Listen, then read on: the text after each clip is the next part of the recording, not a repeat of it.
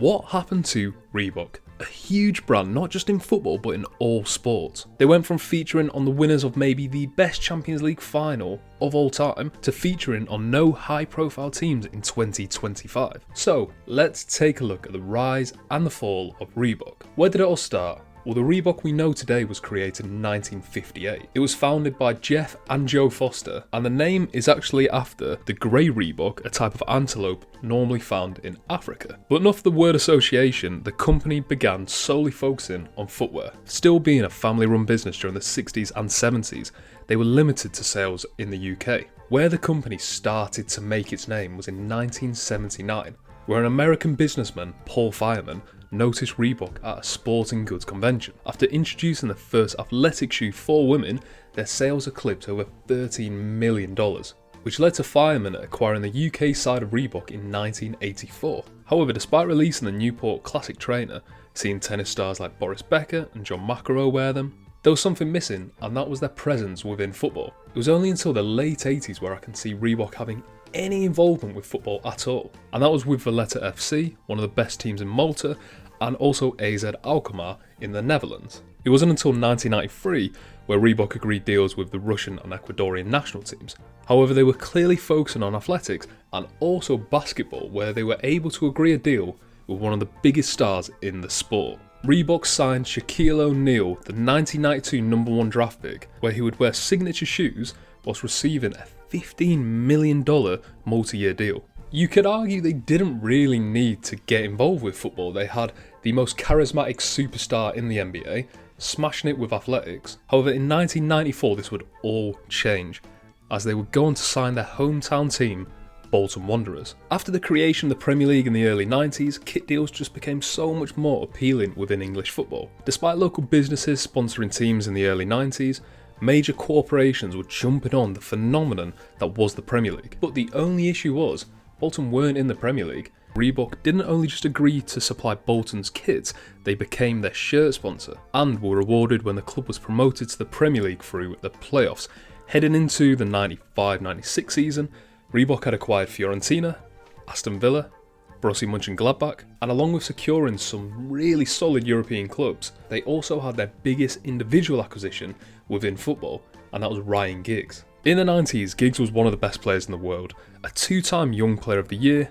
From what I get told, he was the first wonder kid within the UK, and he would sign with Reebok, a deal that would see him out for most of his career. After the contract was signed, Reebok created the Sprint Fit Pros, I suppose an unofficial signature boot for the United winger. And also in the 90s, Dennis Bergkamp would also famously wear Reebok whilst playing at Inter Milan and Arsenal. So it felt like overnight Reebok went from a sports shoe company mainly focusing on athletics and basketball to working with some of the most talented football teams and footballers in Europe. They went from strength to strength in the late 90s. Just to quickly go back to basketball, Reebok were also able to sign Allen Iverson, the 1996 #1 pick. And if anyone knows anything about basketball, Allen Iverson is one of the most iconic and culturally important players to ever play the sport. And he would do all of that whilst wearing Reebok shoes. And one of the biggest shirt deals that they were able to secure in football, it had to be Liverpool. Having worked with Adidas for the prior 11 years, Liverpool signed with Reebok in 1996. And despite Liverpool not seeing the success of the 80s, it was still a huge team regularly finishing in the top 4. Plus they'd go on to see a golden generation come through the ranks after the deal was signed. Robbie Fowler slightly before, but Jamie Carragher, Michael Owen, Steven Gerrard, and their first away kit would become a classic, being somewhat remade nearly 25 years later by Nike. However, in 1997, Reebok would become one of the first companies to own naming rights to a stadium. The first that I can find in England was the Alfred McAlpine Stadium, which was Huddersfield's old ground. But Reebok, being the name of the Bolton Wanderers Stadium, was a close second. The ground that replaced Burnham Park was opened in 1997 and initially faced backlash for focusing more on a commercial deal rather than football heritage. But, and I can't speak for Bolton fans, did it help that Reebok were, even though seen as a bit of an American brand at that point, they were essentially a local company. Reebok were flying.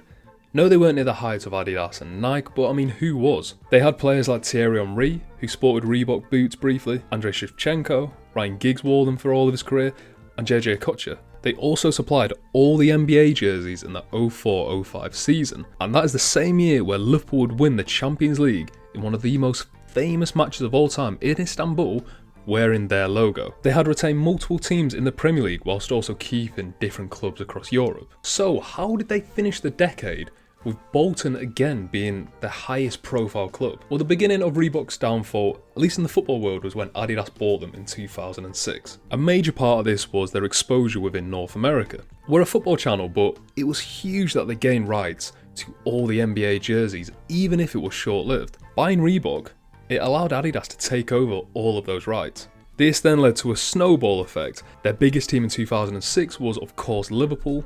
Having won the Champions League and the FA Cup wearing Reebok shirts, the club was seeking more marketability through another brand. They were also in the process of selling the club to the notorious George Gillette and Tom Hicks, and with Adidas pulling spend away from Reebok to further their own interests, it was a natural fit to choose them to make their future shirts. Especially as Liverpool wanted to compete with Manchester United financially. Apparently United were earning about £23 million a season from Nike, where Liverpool were earning about 10 from Reebok. A huge blow, and this was followed by Man City moving to Le Coq Sportif, which again is just poor timing as we know what happened to Man City in the late 2000s. And Adidas apparently let Reebok sponsorship contracts just run down. I don't think this is a story of Reebok not competing with Nike and Adidas.